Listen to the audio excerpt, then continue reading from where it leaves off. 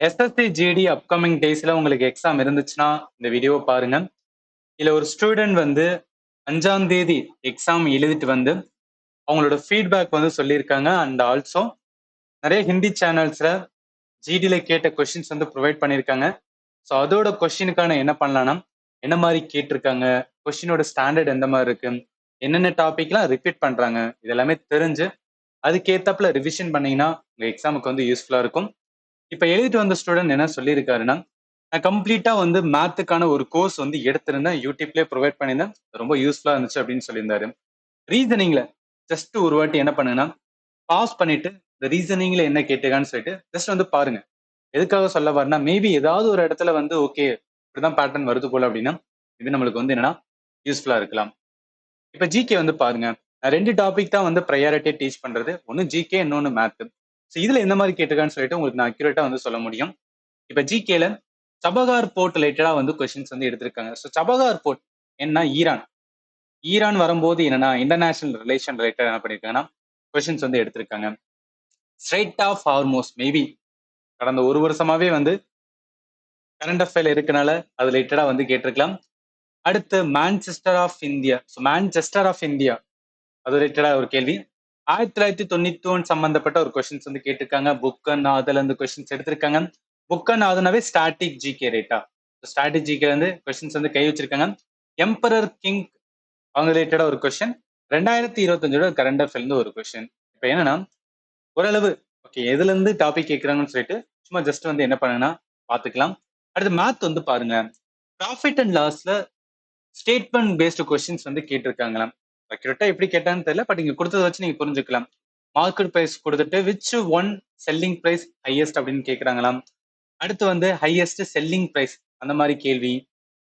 அடுத்து water tape சம்பந்தப்பட்ட questions வந்து கேட்டிருக்காங்க. ராம்பஸ்ல பாருங்க, ஸோ ராம்பஸ் சாய் சதுரம் அதுலயே நிறைய கொஸ்டின்ஸ் எடுத்திருக்காங்க. ஸ்கொயருக்கான டயகனல் தயவு செய்து என்ன பண்ணுங்கன்னா, மென்சுரேஷன் இருக்கு பாத்தீங்கன்னா, மென்சுரேஷனோட ஃபார்முலாவை வந்து போகும்போது மனப்பாடம் பண்ணிக்கங்க.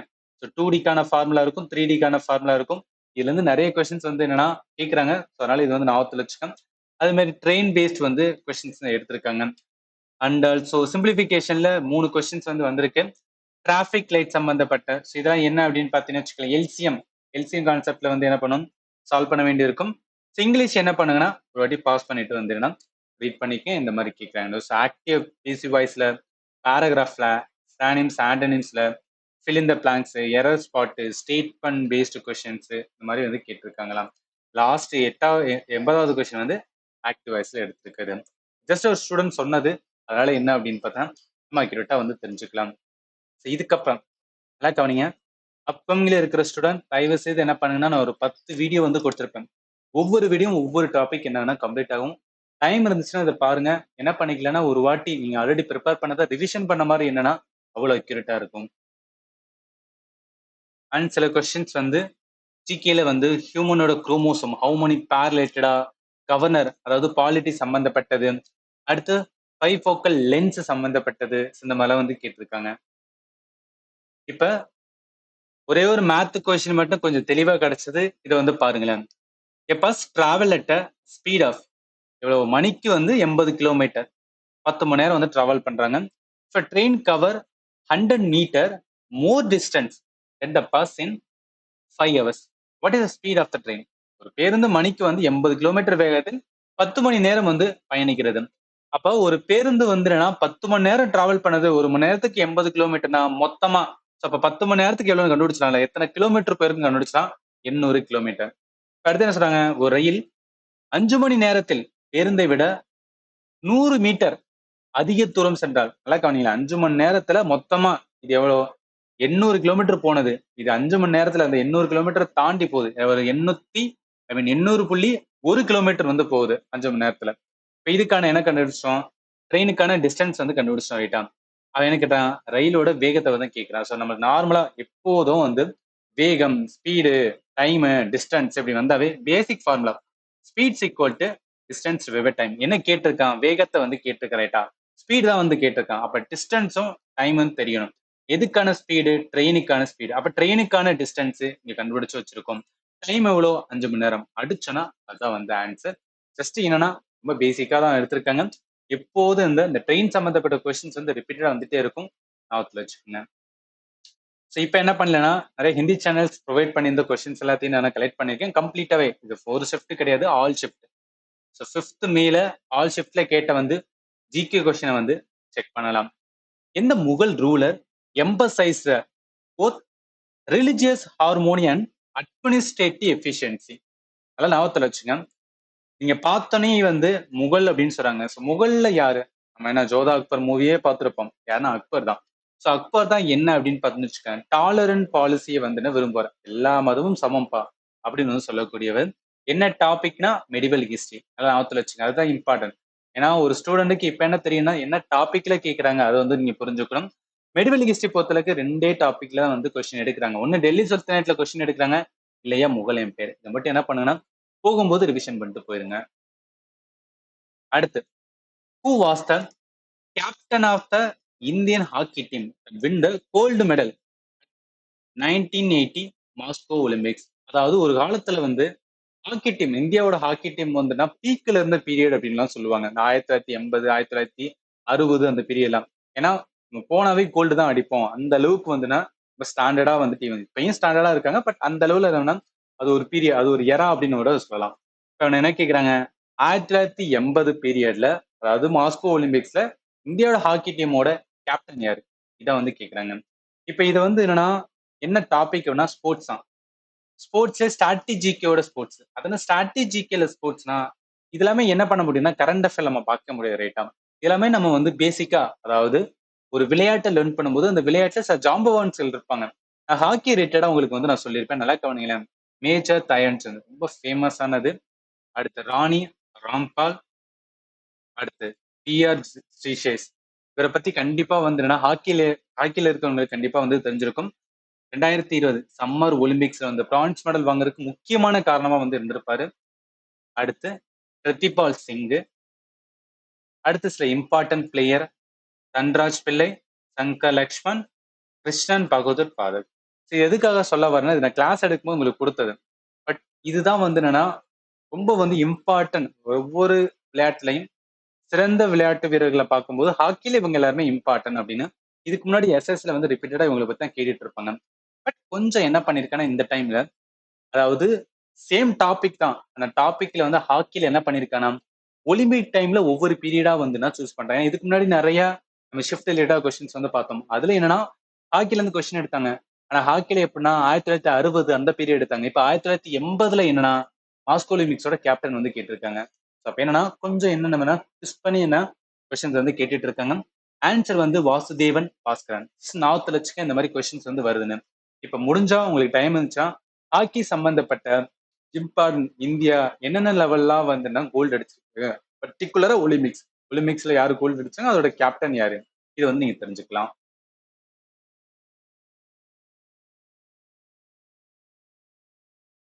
அடுத்து வாங்க, 13வது பிரிக்ஸ் சமிட் எந்த கண்ட்ரி வந்து ஹோஸ்ட் பண்ணாங்கன்னு கேட்டிருக்காங்க.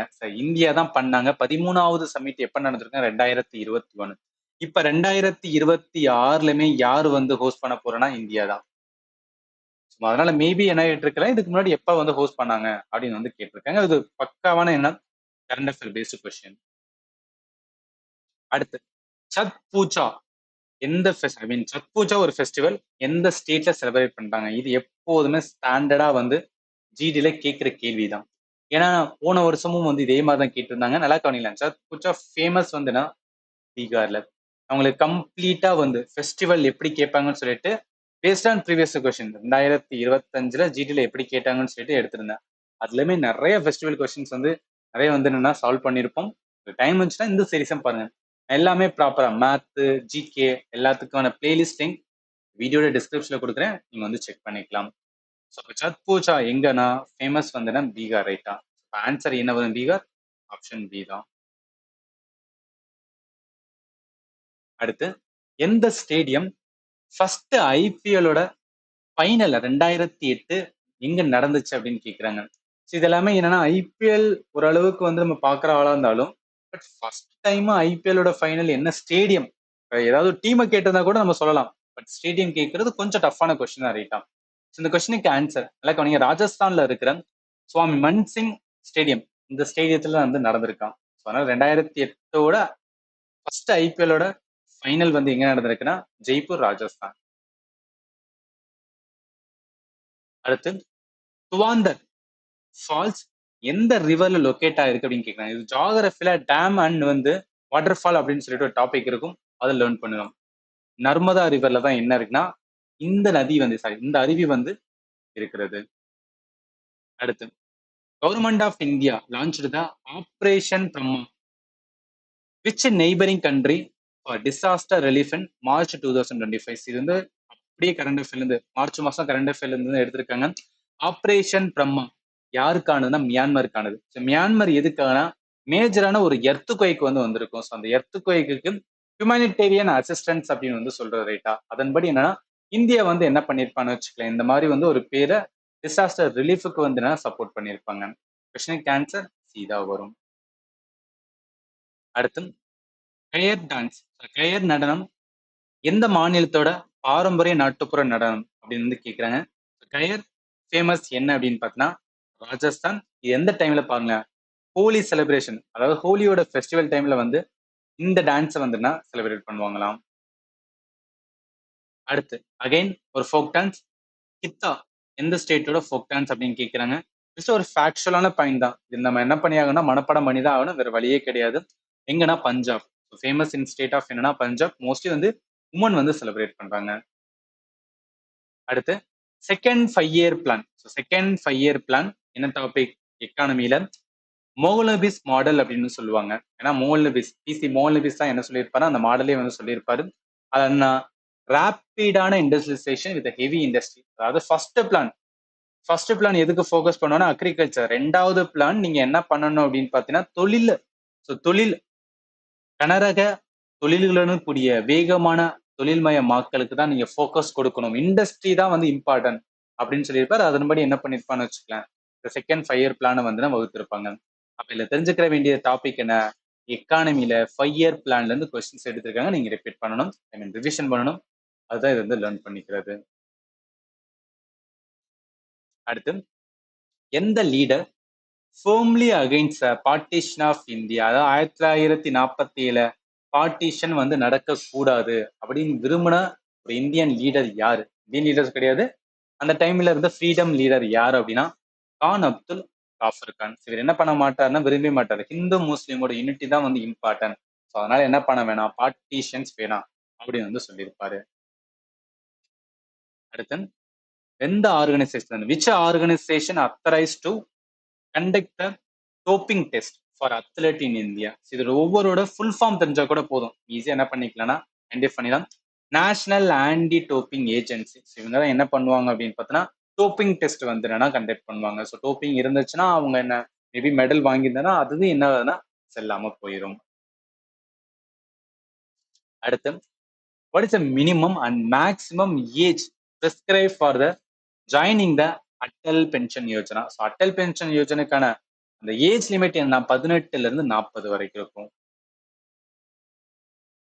அடுத்து an object falls freely from a height, what happened to the potential energy and kinetic energy? அதாவது நிலையாற்றல் மற்றும் இயக்க ஆற்றல்ல என்னப்பா மாறுபடும். ஒரு பொருளை மேல இருந்து நம்ம தூக்கி போட்டோம் அப்படின்னா தூக்கி போடும்போது வேகமா கீழே வரைட்டா. ஸோ வேகமா ஒரு பொருள் வந்து வருது, மூவிங் இயக்கத்துல இருந்தாவே அது என்ன, அது இயக்க ஆற்றல் அதிகமா கொண்டிருக்கும். நிலையாற்றலை விட இயக்க ஆற்றல் எதுக்கு இருக்கணும், ஒரு பொருள் மேல இருந்து தூக்கி போடும் போது ரைட்டா. ஸோ அதனால பொட்டன்ஷியல் எனர்ஜி டிக்ரீஸ் ஆகும், கைனட்டிக் எனர்ஜி இன்க்ரீஸ் ஆகும். இதுதான் கரெக்டா வரும். அடுத்து international monetary fund. According to the international monetary fund, what is a revised projected GDP growth rate for India for the financial இயர்னா 2025-26. இது என்னன்னா ஒவ்வொரு பீரியட்ல என்ன பண்ணுவாங்கன்னா இந்த ஐஎம்எஃப் இவங்க என்ன பண்ணுவாங்கன்னா ஒவ்வொரு கண்ட்ரி எந்த அளவுக்கு ஜிடிபி வந்து கொண்டு வருவாங்க அப்படின்னு வந்து ப்ரொஜெக்ஷன் வந்து கொடுப்பாங்க. இந்தியாவுக்கு என்ன சொல்றாங்கன்னா 7.3% என்ன ஆகும் அப்படின்னா எக்கானமியோட பெர்ஃபார்மன்ஸ் இருக்கும் அப்படின்னு சொல்லியிருக்காங்க.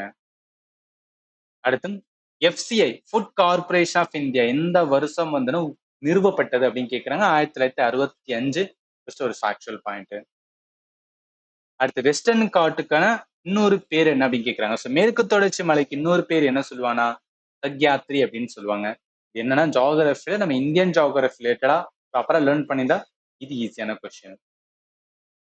அடுத்து, what are the first 5 things initiated by the Guru Gobind Singh Ji during the formation of a Khalsa Panth in 1699 collectively called. அதாவது ஒண்ணும் கிடையாது, இந்த குரு கோபிந்த் சிங் இப்பதான் என்ன பண்ணியிருப்பானா, கால்சா பந்த் அதாவது பஞ்சாப் சிக் மதத்துக்கு என்ன பண்ணுவான்னு வச்சுக்கலாம், ஒரு ஆர்மி மாதிரி கிரியேட் பண்ணணும் அப்படின்னு சொல்லி வந்து உருவாக்கி இருப்பாரு.